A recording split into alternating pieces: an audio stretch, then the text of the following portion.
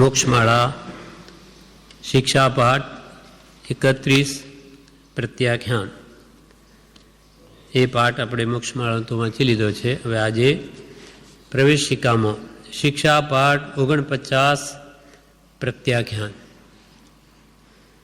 પ્રત્યાખ્યાન એટલે અમુક અહિતના કારણોનો ત્યાગ અથવા દોષના કારણો ન સેવવાની પ્રતિજ્ઞા. પ્રત્યાખ્યાન એટલે શું? પચખાણ. પ્રત્યાખ્યાન એટલે પચખાણ, પ્રતિજ્ઞા એટલે શું? તો કે અમુક અહિતના કારણોનો ત્યાગ. જે વસ્તુ આત્માને અહિત કરતા હોય, જેમ કે 7 વ્યસન, 7 અભક્ષ્ય કે રાત્રિ ભોજન, 5 ના વિષય કષાયો વગેરે, એ બધા આત્માને અહિતના કારણો હોવાથી તેનો ત્યાગ કરવો, તેના પચખાણ કરવા, અથવા દોષના કારણોને સેવવાની પ્રતિજ્ઞા કરવી, તેનું નામ પચખાણ છે અથવા પ્રત્યાખ્યાન છે.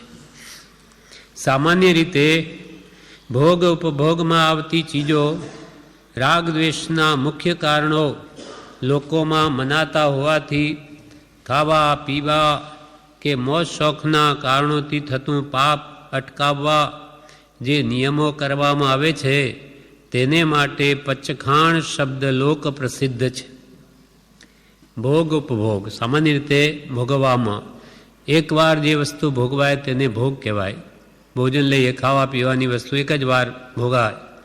ઉપભોગમાં કપડાં, ઘર, ઘરેણાં એ વારંવાર ઉપભોગમાં લેવાય, તેને ઉપભોગ કહે છે. વારંવાર વસ્તુ એની એ ભોગવવામાં આવે તેને ઉપભોગ કહે. એક જ વાર જે ભોગવાય તેને ભોગ કહે. આવા સામાન્ય રીતે ભોગ ઉપભોગમાં આવતી ચીજો રાગદ્વેષના મુખ્ય કારણો લોકોમાં મનાય છે. કે ખાવા પીવા, કપડાં, ઘરેણાં, મકાન આદિ એ ચીજોના નિમિત્તે જીવને રાગદ્વેષ થયા કરે છે.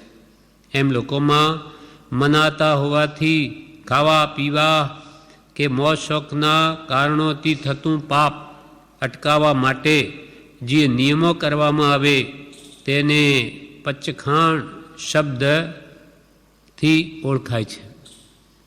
કે ભાઈ ખાવા પીવાની વસ્તુનો ત્યાગ કરવો અથવા જે મોજ શોખના સાધનોથી જીવને પાપ થાય તેના નિયમો કરવા, તેને લોકભાષામાં પચખાણ કહે છે. હવે શાસ્ત્રમાં મુખ્ય વિષય મોક્ષનો હોય છે, તેથી જન્મ મરણ છૂટે તે લક્ષ્ય પ્રત્યાખ્યાનનો છે. શાસ્ત્રીય ભાષામાં તો જન્મ મરણથી છૂટવું તે જ મોક્ષ છે, અને પ્રત્યાખ્યાન કરવાનું લક્ષ્ય પણ એ જ છે કે જેથી નવા કર્મ ન બંધાય, નવા જન્મ મરણની વૃદ્ધિ ન થાય, અને છે તે પણ સંભાવે ભોગવી લઈ સર્વ કર્મોને નિર્જરાવવા એ શાસ્ત્રીય લક્ષ્ય છે.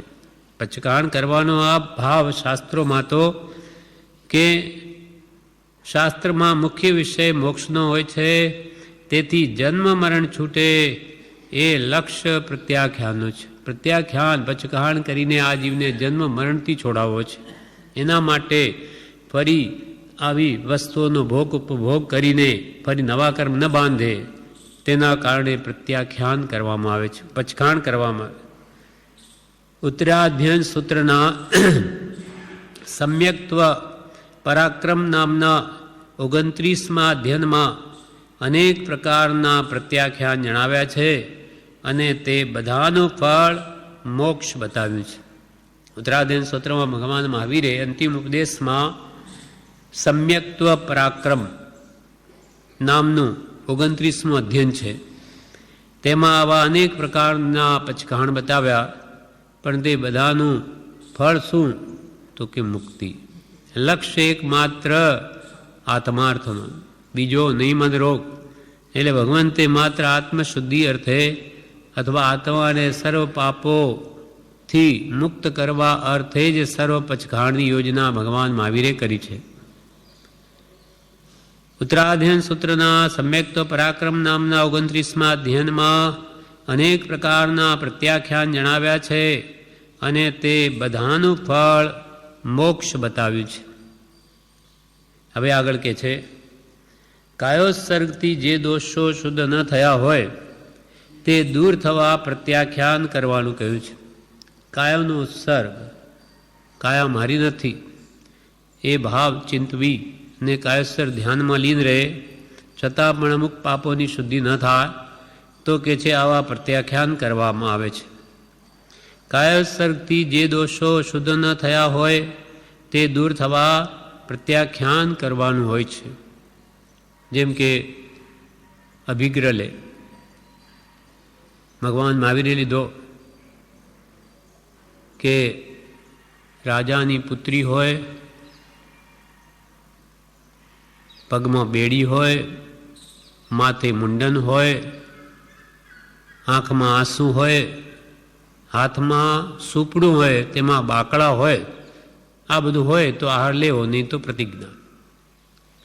અર્થાત નહીં તો લેવો જ નથી, ભોજન લેવું જ નથી. આવું 6 મહિના ભગવાન ફર્યા પણ નહીં મળ્યો આહાર. પણ 6 મહિને જેવું એ પાપ પૂરું થયું કે આવું બધું નિમિત્ત ચંદનબાલાને મળી આવ્યું, બધું જ બન્યું પણ આંખમાં આંસુ નહીં.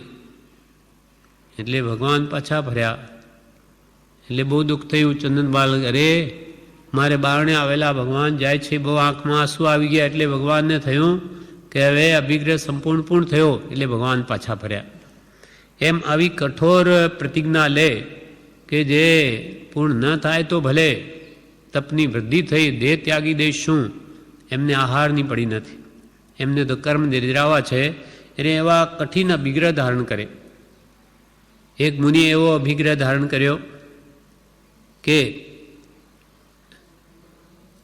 એક વાઘણ નવી વ્યાયેલી, નવા બચ્ચાને જેને જન્મ આપ્યો હોય તે શહેરમાંની કંદોઈની દુકાને આવી અને મને તે મિષ્ટાન આપે તો લેવું, નહીં તો નહીં.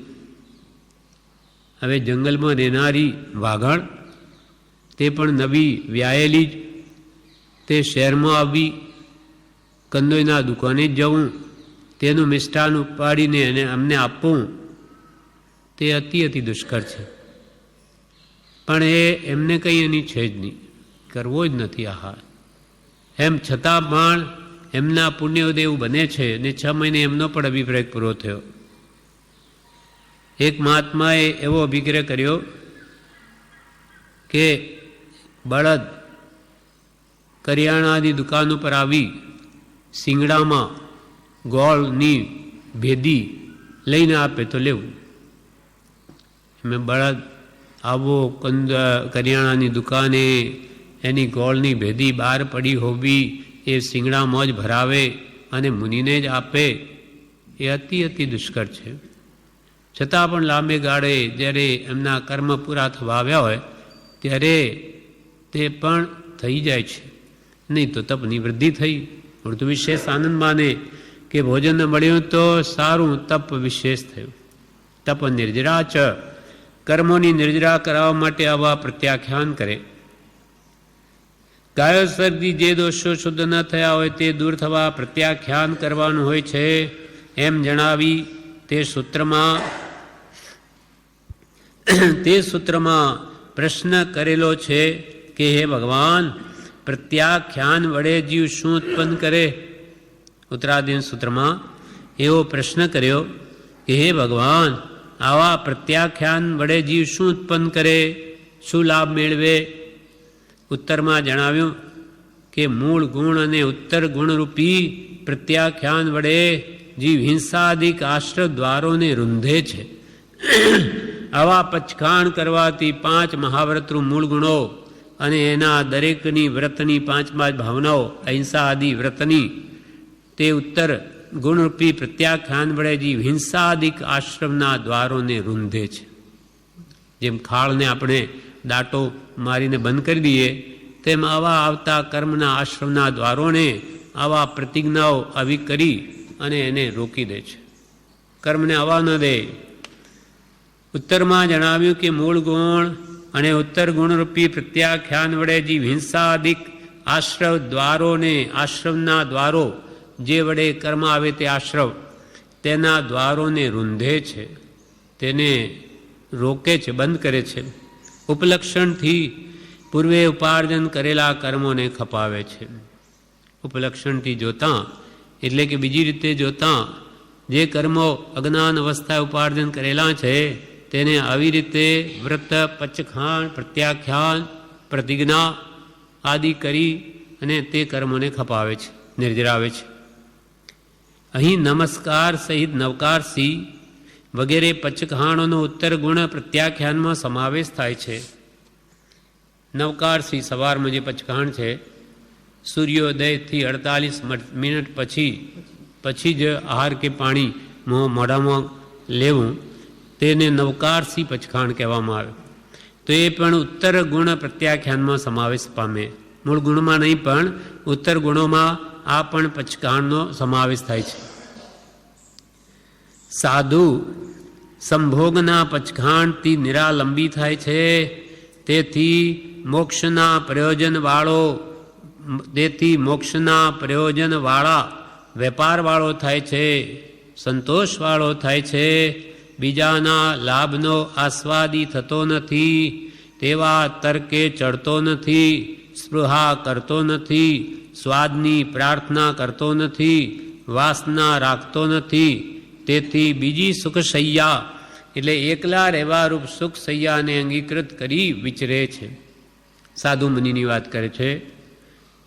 સાચા આત્મનાની સાધુઓ સંભોગના પચખાણથી એટલે સ્ત્રીના સંપૂર્ણ ત્યાગથી નિરાલંબી થાય છે, પરના આલંબનથી રહિત થાય છે. એટલે સંસારનું આલંબન છૂટી જાય છે. તેથી તે સાધુ મોક્ષના પ્રયોજનવાળા વેપારવાળો થાય છે. માત્ર મોક્ષ અભિલાષ, સંસાર જેને અંતરથી ત્યાગી દીધો, સંભોગાદી સર્વ સંસારિક કામ ચેષ્ટાઓનો જેને ત્યાગ કરી દીધો છે, માટે આવા નિરાલંબી થાય છે. સંસારનું આલંબન જેને છે નહીં, સાધુ સંભોગના પચકાણથી નિરાલંબી થાય છે. તેથી મોક્ષના પ્રયોજનવાળા વેપારવાળો થાય છે. એનો વેપાર શું? માત્ર મોક્ષાર્થે જ એનો પુરુષાર્થ હોય છે, માત્ર મોક્ષ અભિલાષ. તેથી તે સંતોષવાળો થાય છે, બીજાના લાભનો આસ્વાદી થતો નથી, કે કોઈ પ્રકારે મને ધનાદિ કે કોઈ બીજી વસ્તુનો લાભ થાય એની ઈચ્છા સાધુ સાચા આત્મનાની પુરુષ રાખતા નથી. તેવા તર્કે ચડતો નથી કે કેવી રીતે લાભ થાય વગેરે એને જોઈતું જ નથી. સ્પૃહા કરતો નથી, ઈચ્છા કરતો નથી, સ્વાદની પ્રાર્થના કરતો નથી, વાસના અંતરમાં રાખતો નથી. તેથી બીજી સુખસૈયા એટલે એકલા રહેવા રૂપ સુખસૈયાને અંગીકૃત કરી વિચરે છે. એકલા રહેવું એમાં એને સુખ માની એક સુખસૈયાને જ અંગીકાર કરીને વિચરે છે. બહુ મિલે ખટપટ બહુ થાય, નિત્ય એકાકી રહે સુખદાય, જીન પૂજલે. બહુ મિલે ખટપટ બહુ થાય, નિત્ય એકાકી રહે સુખદાય, જીન પૂજલે. હરિહા આત્મ સિદ્ધિ કાજ, જીન પૂજલે. હરિહા આત્મ સિદ્ધિ કાજ જીન પૂજલે. ક્યોંકि એકલ્પનામાં સુખ છે. બહુ મિલે ખટપટ બહુ થાય, નિત્ય એકાકી રહે સુખદાય, જીન પૂજલે. એમ આવામાં તમાવ એકલા રહેવારૂપ સુખ સયાને અંગીકૃત કરીને વિચરે છે. હવે ઉપધિ એટલે વસ્ત્ર પાત્ર વગેરે, તેને ઉપધિ કહેવાય. ઉપધિનું પચકહાણ કરનારને સ્વાધ્યાયનો વિઘાત થતો નથી, કે જેને વસ્ત્ર પાત્ર વગેરે કંઈ જોઈતું જ નથી, એના સ્વાધ્યાયમાં કોઈ વિઘ્ન થતું નથી, કંઈ જોઈતું જ નથી. જેને ઉપધિનું પચકહાણ કરનારને સ્વાધ્યાયનો વિઘાત થતો નથી. ઉપધિ રહિત જીવ વસ્ત્રાદિની અભિલાષા રહિત બને છે. પાત્ર દિગંબર મુનિઓ હોય તો પાત્ર નહીં, વસ્ત્ર નહીં, કંઈ નહીં. હવે એમને વિક્ષેપનું કારણ શું? કંઈ જોઈતું જ નથી. આહાર પાણી વખતે ફરે, મળી જાય તો ઠીક, નહીં તો એ પણ તપની વૃદ્ધિ થઈ. આવા સાચા અંતરથી આવી બાહ્ય નિર્ગ્રંથ કે અંતરંગ નિર્ગ્રંથ થઈ વિચારનારા કોઈ જ્ઞાની પુરુષોની આ વાત છે. ઉપધિનું પચખાણ કરનારને સ્વાધ્યાયનો વિઘાત થતો નથી. ઉપધિ રહિત જીવ વસ્ત્રાદિની અભિલાષા રહિત બને છે. ઉપધિ જ નથી રાખતો તેને પછી અભિલાષા શું? ઉપધિ રહિત જીવ વસ્ત્રાદિની અભિલાષા રહિત બને છે. તેથી તે ઉપધિ વિના હોવા છતાં ક્લેશ અનુભવતો નથી. અંતરમાં ક્લેશ નથી કે મારે કપડાં નથી પહેરવાને, મને મારે કોઈ ખાવાને પાત્ર નથી, સુવાને પથારી નથી, એવું એના અંતરમાં કોઈ દુઃખ નથી.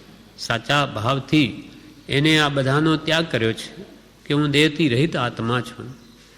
જ્યાં દેહ અપની નહીં ત્યાં ન અપનો કોઈ. જ્યારે શરીરે મારું નથી તો આ બીજામાં ક્યાં મારાપણું કરું? એવું જેને વાસ્તવિક જ્ઞાન થયું છે, સમજ આવી છે, એટલે આવા ઉપધિ વિના પણ એના અંતરાત્મામાં ક્લેશ થતો નથી.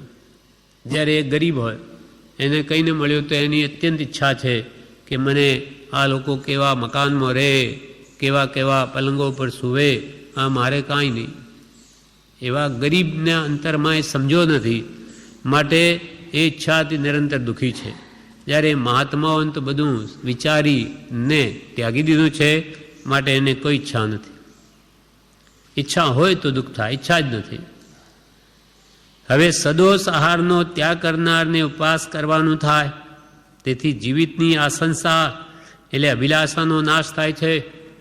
હવે સાચા મુનિઓ 42 દોષ રહિત આહાર લે. એમાં કિંચિત પણ દોષ આવે તો ભોજન ના લે. જેમ દિગંબર મહાત્માઓ ને તો ખૂન એવો શબ્દ સાંભળે તો આહાર ત્યાગી દે. ખૂન આવું શબ્દ સાંભળે તો ભોજન છોડી દે. એમ બીજા પણ સંપૂર્ણ શુદ્ધ આહાર હોય તો જ લે, નહીં તો ના લે. એમ સદોષ દોષ સહિત આહારનો ત્યાગ કરનારને ઉપવાસ કરવા ન થાય, ઉપવાસ કરવા નહીં આવે. પણ તેથી જીવિતની આશંસા એટલે અભિલાષાનો નાશ થાય છે. એટલે કે જીવવાની એમને ઈચ્છા જ નથી. ભલે ને મૃત્યુ નહીં તૃષ્ણા જીવ્યાતણી મરણ યોગ નહીં ક્ષોભ મહાપાત્ર તે માર્ગના પરમ યોગ જીત લોભ. જેનો લોભ કશાય જીતાઈ ગયો છે, જેને જીવવાની પણ આકાંક્ષા નથી, અને મૃત્યુ આવે તો પણ દુઃખ નથી. मृत्यु आज ही आ जावे अथवा कोई कैसा ही भाई या लालच देने आवे तो भी न्याय मार्ग से मेरा कभी न पद डिगने पावे। एम जेने जीवવાની ઈચ્છા નથી અને મરણ આવે તો ક્ષોભ નથી એવા જ્ઞાની પુરુષોને 42 દોષ રહી શુદ્ધ આહાર હોય તો જ ખપે, નહીં તો એનો ત્યાગ કરી. એક મુનિ હતા, 4-5 મુનિઓ બધા વિહાર કરતા હતા.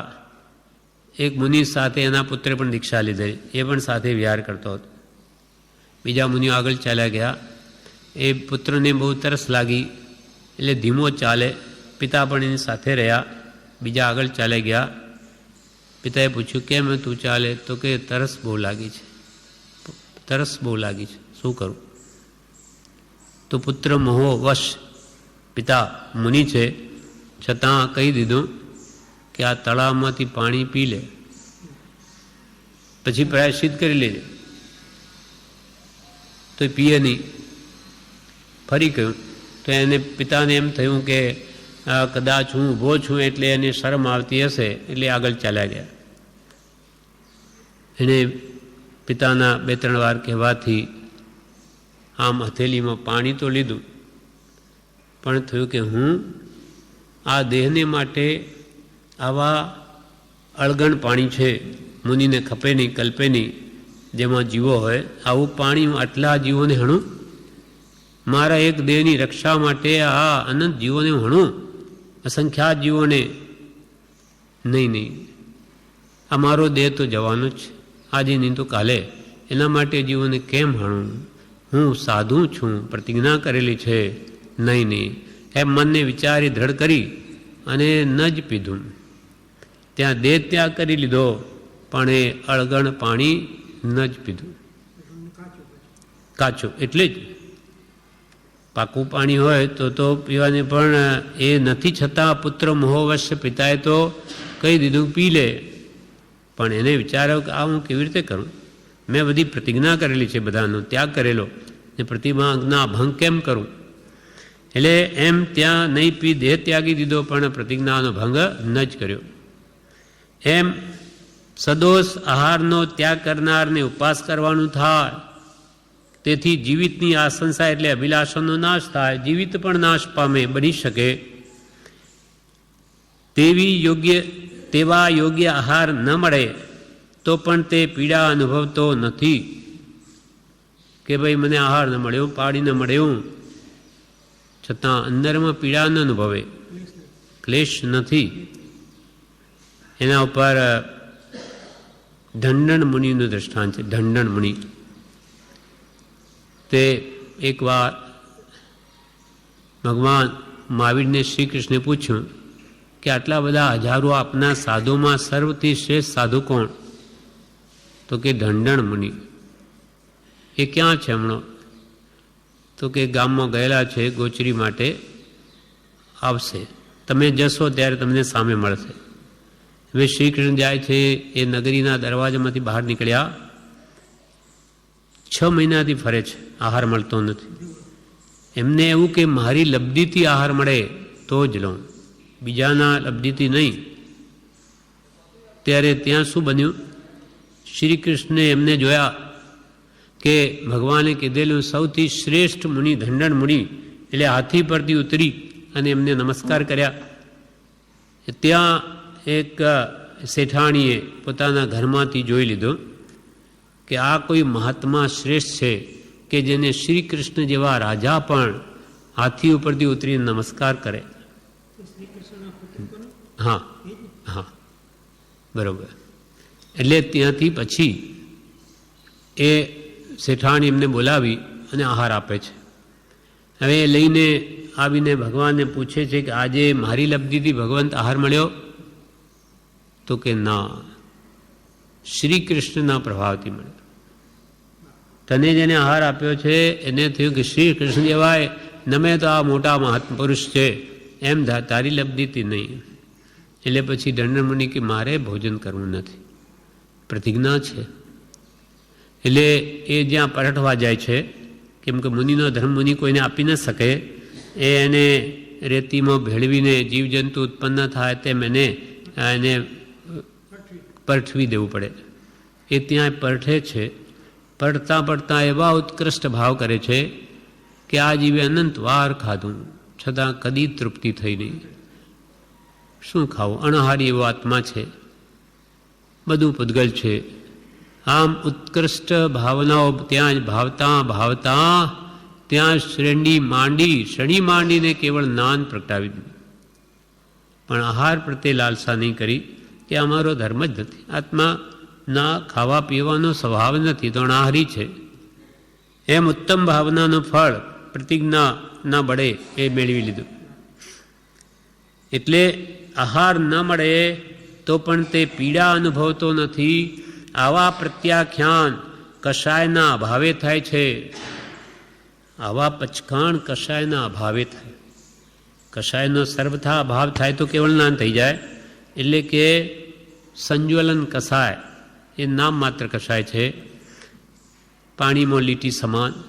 તેમ 12 કષાય જેના મુખ ચાલ્યા ગયા, આવા મહાપુરુષોથી જ આવા સાચા પચખાણ કરી શકાય છે. એટલે પ્રત્યાખ્યાન કષાયના અભાવે થાય છે. તેથી કષાયના પ્રત્યાખ્યાન વિશે કહે કે કષાયના અભાવથી આવી સ્થિતિ આવે તો કષાયનો પ્રત્યાખ્યાન કેવી રીતે કરવું, કષાયને કેમ રોકવા? તે ભગવાનને પૂછ્યું કે હે ભગવાન, કષાયના પ્રત્યાખ્યાનથી જીવ શું ઉત્પન્ન કરે? કષાયના પચખાણ કરે તો એથી જીવને શું લાભ થાય? ક્રોધ, માન, માયા, લોભ, આ 4 કષાય છે, એના પચખાણ કરવા. એટલે કે આજે હું 2 કલાક ક્રોધ ન કરું, 4 કલાક ન કરું, 12 વાગ્યા સુધી ગમે તે ઉદય આવે તો હું ક્રોધ ન કરું, એના પચખાણ કરે. પહેલાં અભ્યાસ કરીને પછી વ્રત લે. એમ આવા ક્રોધ, માન, માયા, લોભાદિના પચખાણ કરવાથી શું લાભ થાય એમ ભગવાન મહાવીરને પૂછ્યું. એના ઉત્તરમાં ભગવાન કહે છે, ક્રોધાદિ કસાયના ત્યાગ વડે જે વિતરાગપણાને અને દ્વેષ રહિતપણાને ઉત્પન્ન કરે છે. શું પામે? તો કે જે ક્રોધ, માન, માયા, લોભ એ 4 કસાય છે. કસાય ચારિત્રમો છે. કર્મ મોની ભેદ 2 દર્શન ચારિત્ર નામ હણે બોધ વિતરાગતા ચૂક ઉપાયામ.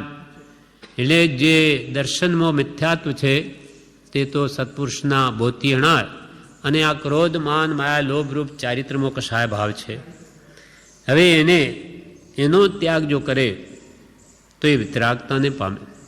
હણે બોધ વિતરાગતા, બોધ તો હણે દર્શન મોને મિથ્યાત્વને, અને ચારિત્ર મોને હણે વિતરાગતા.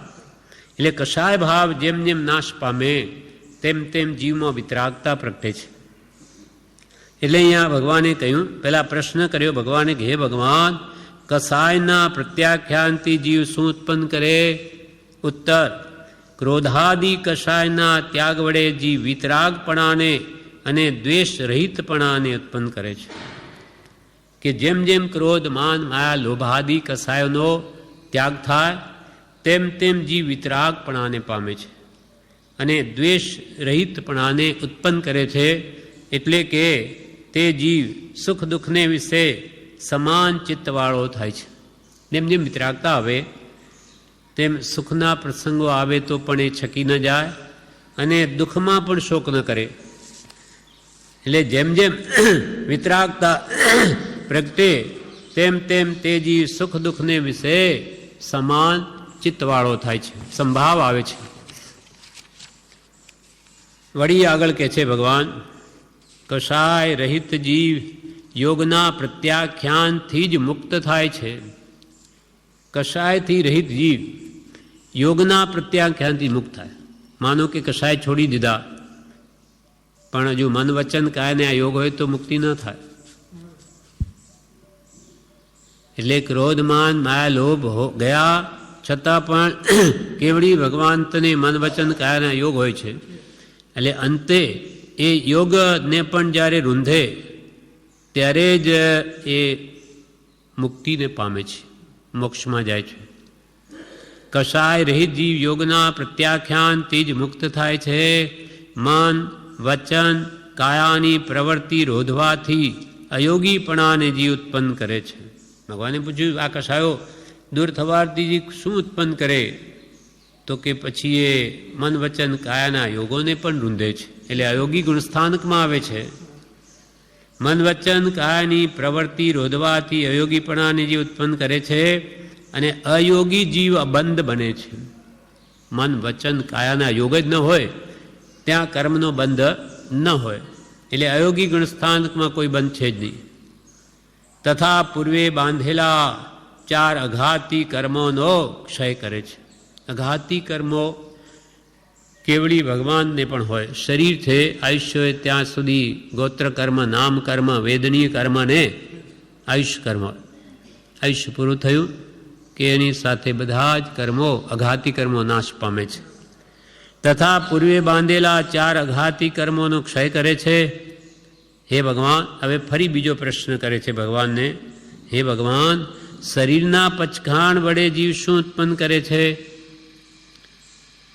શરીરના ત્યાગથી શું પ્રગટાવે? હે ભગવાન, શરીરના પચખાણ વડે જીવ શું ઉત્પન્ન કરે છે? ઉત્તર, ભગવાન ઉત્તરમાં કહે છે, ઔદારિક આદિ સર્વ શરીરના ત્યાગ વડે જીવ સિદ્ધના અતિશય ગુણોની દશા ઉત્પન્ન કરે છે. તે દશાને પામેલો પુરુષ લોકના અગ્રભાગે જે અત્યંત સુખમાં સદા વસે છે. ઔદારિક આદિ 5 પ્રકારના શરીર છે. આપણને અને તિર્યંચોને તો ઔદારિક આ માંસ હાડકાનું શરીર હોય તે ઔદારિક શરીર કહેવાય. દેવો અને નારકીઓને તે વૈક્રિયક શરીર હોય, એમાં માંસ કે લોહી પરવું ના હોય. અને તેજસ ને કાર્મણ શરીર, કર્મોણ વગેરે એ બધાને હોય સંસારી જીવને. અને આહારક, હા, આપણને એ દેવોને દેખાડવું હોય તો દેખાડી શકે, એમને બતાવવું હોય તો એ અનેક રૂપ કરી શકે. એટલે આ સહેજે ન દેખાય પણ એમને બતાવવું હોય તો બતાવી શકે. અને જે આહારક શરીર છે એ તો એક હાથનું પૂતળું. મુનિઓ, લબ્ધિધારી મુનિઓને જમણા હાથમાંથી નીકળે, કોઈ પ્રશ્ન ઉઠે તો મહાવિદ્ય ક્ષેત્ર વગેરે જ્યાં ભગવાન તીર્થંકરો રહ્યા હોય ત્યાં જઈ તે પ્રશ્નનું સમાધાન લઈ અને પાછું આવી જાય છે. એટલે ઔદારિક આદિ સર્વ શરીરના ત્યાગ વડે જીવને શું પ્રાપ્તિ થાય? તો કે બધા શરીરોનો ત્યાગ કરવાથી તે જીવ સિદ્ધ અવસ્થાને પામે. કોણ? પોતાની મેળે, એટલે કે આ પુરુષાર્થ વડે આગળ વધતો હોય તો પહેલાં દેખો અયોગી ગુણસ્થાન સુધી આવ્યો કસાયો કાઢતા. પછી એમ પૂછ્યું કસાઈ જાય શું થાય? તો કે ભાઈ કસાઈ ગયા પછી મન વચન કાયાના યોગ હોય ત્યાં સુધી મુક્તિ ન થાય. હવે મન વચન કાયાના યોગ પણ છોડી દીધા એટલે તો પછી અયોગી ગુણ સ્થાનકમાં આવ્યો. હવે એ નાળિયેરમાં ગોળાની જેમ રહેલો છે તો હવે શરીર એક સમયમાં ત્યાગ થઈ જશે. રૂ આટલો સમયે 5 અક્ષર બોલીએ ત્યાં સુધી 14 ગુણ સ્થાન કરે. પછી કે જીવ શું પ્રાપ્ત કરે? તો પછી બધા શરીરોનો ત્યાગ કરે. તો કે બધા શરીરનો ત્યાગ કરવાથી એને શું મળે? તો કે સિદ્ધ દશા પામે. સર્વકર્મથી રહેલો આત્મા ક્યાં જાય? ઉર્ધ્વગમન, ઉપર ઉઠવાનો જેનો સ્વભાવ છે. જેમ અગ્નિ આપણે આ દીવો સળગાવીએ એની દિવેટ એ ઉપર જ કેમ જાય? આમ આડી કેમ ન જાય? એનો સ્વભાવ છે. એરંડિયો એ ફૂટે ને એનું બીજ ઉપર જ ઉડે કેમ? એમ સ્વભાવ છે. હા, વજનમાં હલકું છે એમ દરેક જેનો જેનો જે દ્રવ્યનો સ્વભાવ હોય તે પ્રમાણે થાય. તેમ આત્મા જેમ કે એક તુંબડી હોય એ વધારે લેપથી લેપાયેલી હોય, વજનદાર થાય તો પાણીમાં ડૂબી જાય. પણ જેમ જેમ માટીનો લેપ ઉખડતો જાય તેમ તેમ હલકી થતી ઉપર આવે. તો કે ઉપર કેમ આવે? હલકી થયેલી આવે, એનો સ્વભાવ છે. તેમ આત્મા પણ જેમ જેમ કર્મોથી ભારે થાય તેમ તેમ નીચ ગતિએ જાય, હલકી ગતિમાં જાય. વધારે પાપથી ભારે ઠેઠ 7મી નરકમાં જાય. ફેર ઓછો પાપથી ભારે ઉપર ઉપર ઓછી ઓછી નરકોમાં, પછી થોડું થોડું પુણ્ય બાંધે તો ઉપર ઉપર દેવલોકમાં. અને સર્વથા કર્મથી રહિત થયેલો આત્મા ક્યાં જાય? સિદ્ધ શીલા પર બિરાજમાન થાય. લોકાંતે ઉપર જવાનો સ્વભાવ, કર્મ એને પકડી રાખેલા આવે એને કોઈ પકડી બાંધી શકે નહીં. એટલે સીધો જ એક સમયમાં ઉપર ઉઠીને લોકાંતે પહોંચી જાય એવો સ્વભાવ છે ઉર્ધ્વગમનનો. એટલે અહીંયા કહે કે બધા શરીર છૂટવાથી આત્મા શું પામે? તો કે ઔદારિક આદિ સર્વ શરીરના ત્યાગ વડે જીવ સિદ્ધના અતિશય ગુણોની દશાને ઉત્પન્ન કરે છે. એટલે અનંત જ્ઞાન, અનંત દર્શન, અનંત સુખ, અનંત વીર્ય, એ જે 4 ઘાતિયા કર્મ નષ્ટ થવાથી 4 ગુણો, અને પછી પાછા નામ, ગોત્ર, આયુષ્ય અને વેદનીય ક્ષય થવાથી પણ જે અગુરુ લઘુ ગુણ આદિ બધા પ્રાપ્ત કરી 8 ગુણો અને સિદ્ધ દશાને પામે છે. સિદ્ધ થયેલો આત્મા ઉપર ઉઠીને તે લોકાંતે જઈને અનંત સુખમાં સદા વાસ કરે છે. ફરી કદી પણ અવતાર લે નહીં. વૈષ્ણવો કે ભાઈ જ્યારે બહુ દુઃખી પ્રજા થઈ જાય, બહુ અત્યાચાર વધે ત્યારે ફરી ઈશ્વર અવતાર લે નહીં. ભગવાન તીર્થંકરો કે એકવાર મુક્તિને પામે ફરી આત્મા કદી ના આવે. વૈષ્ણવોમાં એમ કહેવાય છે, એમની માન્યતા છે. પણ વિતરાગ એમ કહે છે કે એકવાર કર્મોથી છૂટેલો આત્મા ફરી કદી સંસારમાં આવે જ નહીં. ત્યાં જઈને ફરી આવવું હોય તો ત્યાં જવાનું પ્રયોજન શું? કેમ કે સંસાર તો અનંત દુઃખરૂપ છે, મોક્ષ અનંત સુખરૂપ છે. અનંત સુખમાં જઈને પાછું અનંત દુઃખમાં જ આવવાનું હોય તો ત્યાં જવાનો અર્થ શું? એમ તે જીવ સિદ્ધના અતિશય ગુણોની દશા ઉત્પન્ન કરે છે. તે દશાને પામેલો પુરુષ લોકના અગ્રભાગે, એક લોકાંતે ઊંચા ભાગે, લોકના અગ્રભાગે જઈ અત્યંત સુખમાં સદા વાસ કરે છે. આમ અનેક પ્રકારના પ્રત્યાખ્યાન વિતરાગની આજ્ઞાથી કરે અને તથારૂપ પાડે તો યાવત મોક્ષ થાય એવો આશય છે. આમ અનેક પ્રકારના પ્રત્યાખ્યાન એટલે પ્રતિજ્ઞાઓ, પચખાણ જે ભગવંત વિતરાગે ઉપદેશ્યા તે પણ વિતરાગની આજ્ઞાથી કરે. સ્વચ્છંદે નહીં, ગુરુઆશ્રય નહીં, નાની પુરુષોએ જેમ કહ્યું તેમ જ કરે. આમ અનેક પ્રકારના પ્રત્યાખ્યાન વિતરાગની આજ્ઞાથી કરે અને તથારૂપ પાડે. પચકાણ તો નહીં રહે, તે પ્રમાણે પાલન ન કરે તો મહાદોષ લાગે. રાજાની આજ્ઞા લઈને ભાંગે તોડે તો એ સજા કરે. તો આવા ત્રણ લોકના નાથની આજ્ઞાઓ લઈને એનો કોઈ બમાન નહીં, ગણતરી નહીં, ભાંગી નાખે તો એનો સજા પણ ભયંકર હોય. આમ અનેક પ્રકારના પ્રત્યાખ્યાન એટલે પચખાણ વિતરાગની આજ્ઞાથી કરે અને તથારૂપ પાડે તો યાવત મોક્ષ થાય. ધીમે ધીમે યાવત એટલે પહેલાં ઊંચો ઉઠે, પહેલાં દેવલોકે, પછી વળિયા મનુષ્ય ભવ પામે. જેમ ભગવાન મહાવીર દેવા 8 ભવ, મનુષ્ય 7 ભવ, દેવલોકના, એકવાર દેવલોક, પછી મનુષ્ય, ફરી દેવલોક, ફરી મનુષ્ય, અને ઊંચે ઊંચે દેવલોકે જાય. એમ કરતો કરતો યાવત એટલે ઠેઠ છેલ્લે મોક્ષને પામે. અને તથારૂપ ભગવાનની આજ્ઞા પાડે તો યાવત મોક્ષ થાય. એવો આ પ્રત્યાખ્યાન કરવાનો આશય છે. ત્યાગતો સંપૂર્ણ ત્યાગે, પહેલાં બહારથી ત્યાગે, પછી અંતરથી ત્યાગે, અથવા વિચારપૂર્વક પહેલાં વિચારીને પછી બહારથી ત્યાગે. એમ ત્યાગતો સંપૂર્ણ ત્યાગી, શરીરને પણ ત્યાગી ભાવથી, દ્રવ્યથી, અને મુક્તિને પામે છે. હવે કૃપાલદેવ એક પત્રમાં જણાવે છે કે લૌકિક ભાવ છોડી દઈ, વાચા જ્ઞાન તજી દઈ, કલ્પિત વિધિ નિષેધ તજી દઈ, જે જીવ પ્રત્યક્ષ જ્ઞાનીની આજ્ઞાને આરાધી, તથારૂપ ઉપદેશ પામી, તથારૂપ આત્માર્થે પ્રવર્તે, તેનું અવશ્ય કલ્યાણ થાય. શ્રીમદ રાજચંદ્ર, વૈશાખ 1956. કૃપાલદેવ શું કહ્યું કે કોણ અવશ્ય મુક્તિને પામે, કોનું અવશ્ય કલ્યાણ થાય? તો કે જે લૌકિક ભાવ તજી દે, લોકોને સારું દેખાડવાનો ભાવ છોડી દઈ. લોકો સર્ટિફિકેટ આપે કે તમે આત્મજ્ઞાની, તેથી જ્ઞાન ન થાય. લોકો સમકીથી કહે તમે તો સમકીથી છો, તમે તો જ્ઞાની છો, તેથી શું જ્ઞાન આવી જાય? ન આવે. તો આવા સર્ટિફિકેટોની આશા રાખવી નહીં. સંસારી જીવો આપણને શું મોટા કરે, અને એનું મોટપણ શું એમાં, એમ તુચ્છભાવ મનમાં લાવે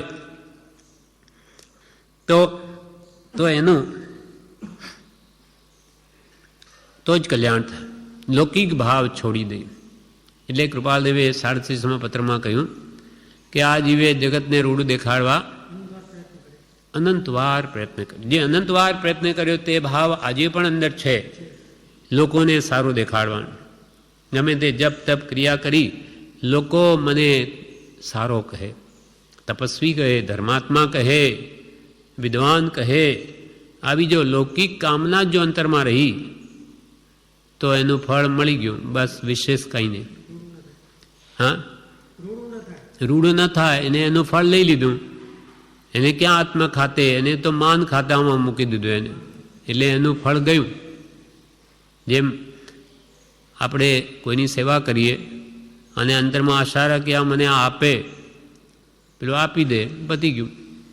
નિસ્વાર્થ ભાવે કોઈની સેવા કરીએ તો એનો હજારો ગણો લાભ છે, પણ આ મને એનું ફળ આપે, ત્યાં વાત પૂરી થઈ જાય છે. જેમ આપણે સ્ટેશન ઉપર કોઈને મજૂર સામાન ઉપાડો આપીએ અને પૈસા આપી દઈએ, પતી ગયું.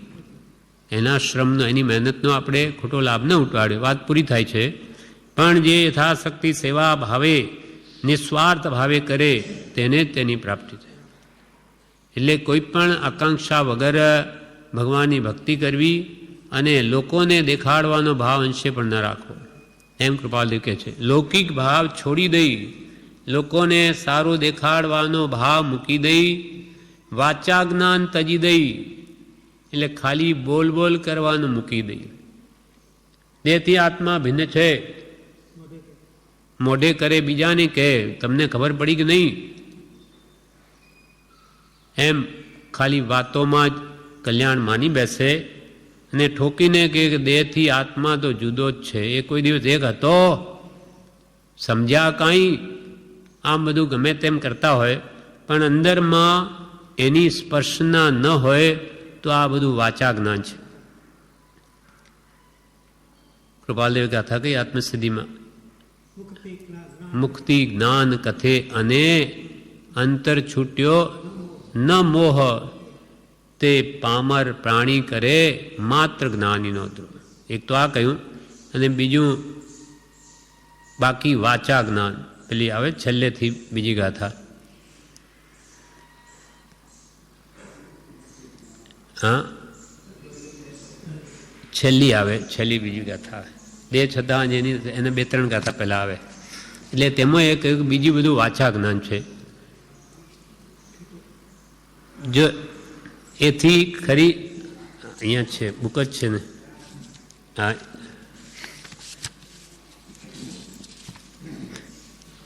સકળ જગત તે એઠવત અથવા સ્વપ્ન સમાન, તે કહીએ જ્ઞાની દર્શન.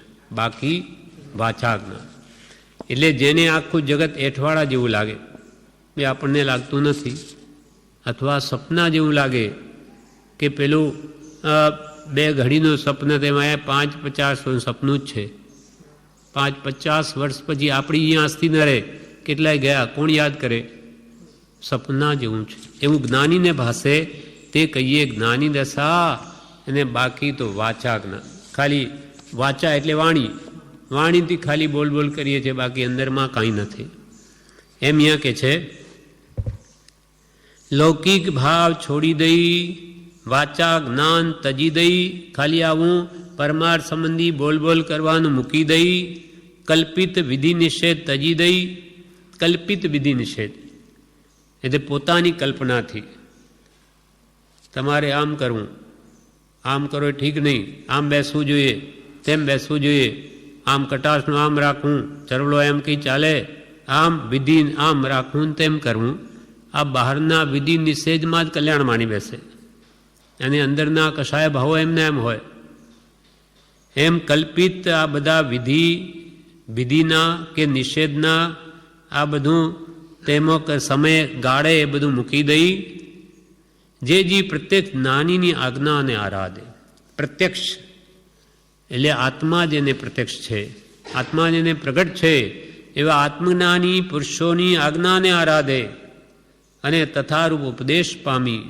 આવા આત્મજ્ઞાની પુરુષોના ઉપદેશને પામી તથારૂપ તે પ્રમાણે આત્માર્થે, આત્માના લક્ષ્ય જન્મણથી અને મુક્ત કરવાને અર્થે પ્રવર્તે, તેનું અવશ્ય કલ્યાણ થાય.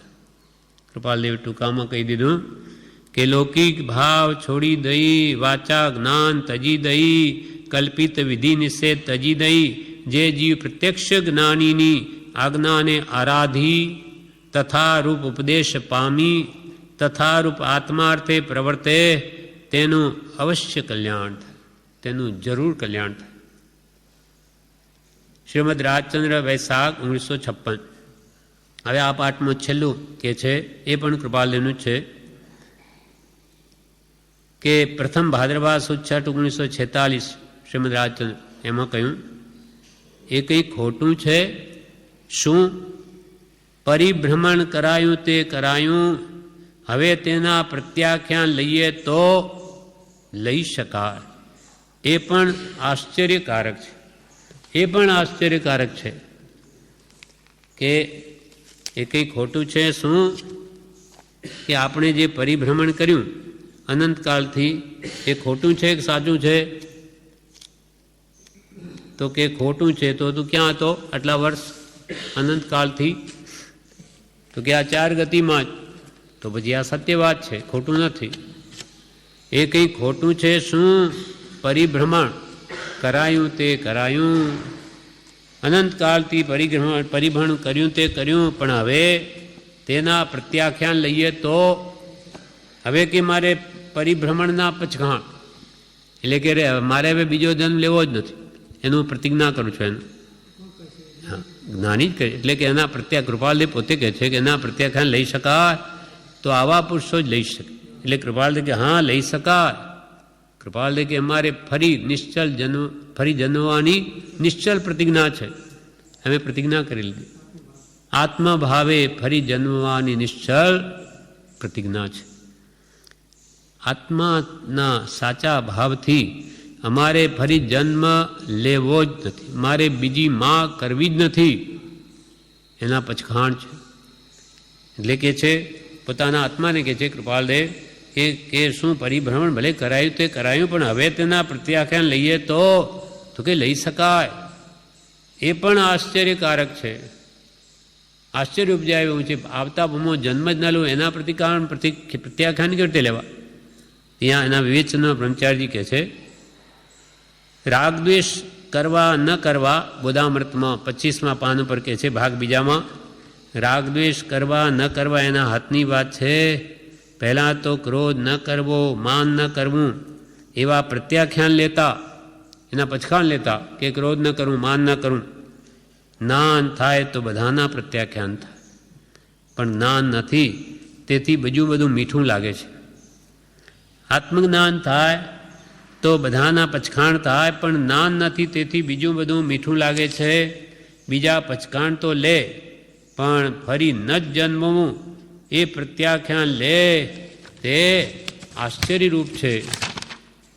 પોતે પોતાના અંતરાત્માને પૂછે કે હવે રાગદ્વેષ ન કરવા, ફરી ન જન્મવું એવા પ્રત્યાખ્યાન લઈ શકાય? તો કે લઈ શકાય. એ પણ આશ્ચર્યકારક છે. એટલે કૃપાલદેવ પોતાના આત્માને પૂછે છે કે હવે રાગદ્વેષ ન કરવા, ફરી ન જન્મવું એવા પ્રત્યાખ્યાન લઈ શકાય? તો કે લઈ શકાય. એ પણ આશ્ચર્યકારક છે. જેમ રાગ દ્વેષથી સંસારમાં ભટક્યો એ આશ્ચર્યકારક છે, તેમ રાગ દ્વેષના પચકાણ કરી છૂટાય છે તે પણ આશ્ચર્યકારક છે. અનંતકાલથી સંસારમાં કેમ ભટક્યો? તો કે રાગ દ્વેષ અજ્ઞાનથી. તો મને અનંતકાલથી કેમ ખબર ન પડી કે આજ મને ભટકવાનું કારણ છે? તો કે એ જ આશ્ચર્યકારક છે કે અનંતકાલથી પરિભ્રમણનું કારણ રાગદ્વેષ અજ્ઞાન છે એ મને કેમ ખબર ન પડી? રાગદ્વેષ અજ્ઞાન એ મુખ્ય કર્મણી ગ્રંથ અથવા જન્મ જરા અને મૃત્યુ મુખ્ય દુઃખના હેતુ કારણ તેના બે કયા? રાગદ્વેષ હેતુ. તો અનંતકાલના પરિભ્રમણો મને આ વાત કેમ નહીં સમજાય? તો કે એ આશ્ચર્યકારક છે. તેમ રાગદ્વેષના પચખાણ કરી છૂટાય છે તે પણ આશ્ચર્યકારક છે. રાગદ્વેષ છોડે તો એની મુક્તિ થાય જ, એ પણ આશ્ચર્યકારક છે. એ કંઈ ખોટું છે શું? પરિભ્રમણ કરાયું તે કરાયું, હવે તેના પ્રત્યાખ્યાન લઈએ તો લઈ શકાય. એ પણ આશ્ચર્યકારક છે. શ્રીમદ રાજચંદ્ર પ્રથમ ભાદ્રવા સુદ 1946. આ પ્રમાણે પ્રત્યાખ્યાનનો આપણે પાઠ આ પ્રવેશિકામાં વાંચ્યો કે પચખાણ છે તે જે આત્માને અહિતકારક જે વસ્તુઓ છે બંધનકારક, તે દોષોને નિવારવા માટેની પ્રતિજ્ઞા છે. તેનું નામ પ્રત્યાખ્યાન છે. નાની ભગવંતો પણ આવતા કર્મોને રોકવા માટે પ્રતિજ્ઞાઓ લે છે, જેથી ફરી આપણી ચિત્તવૃત્તિ તે તરફ જાય જ નહીં. જાણે વજ્રની ભીત પડી, પાણી પેલી બાજુ આ બાજુ આ બાજુ. એ આપણને અનુભવ છે બધાને. વિચારીએ કે જે માનો કે રાત્રે ભોજન ત્યાગ કે પાણી પીને નહીં, તો સૂર્યાસ્ત પછી કે દેવંદન પછી જાણે હવે તો પછી પતી ગયું, પછી કોઈ વિકલ્પ પણ ના આવે. કેમ કે એનું પ્રત્યાખ્યાન છે. પ્રત્યાખ્યાન ન હોય ત્યાં સુધી એના વિકલ્પો રહ્યા કરે, અને વિકલ્પો જેમ રહે તેમ કરવાના આશ્રવો પણ થયા કરે. માટે પ્રતિજ્ઞા લેવાથી એ સંબંધીની વિકલ્પ વિચારણા બધી મટી જાય છે, તેથી આવતા કર્મો પણ રોકાઈ જાય છે. માટે પ્રત્યાખ્યાન પણ ધર્મ આરાધનમાં એક આવશ્યક અંગ છે. આ પ્રમાણે આ પ્રત્યાખ્યાનનો પાઠ પૂરો થયો. વિશેષ આપણે યથાવસરે આગળનો પાઠ લઈશું.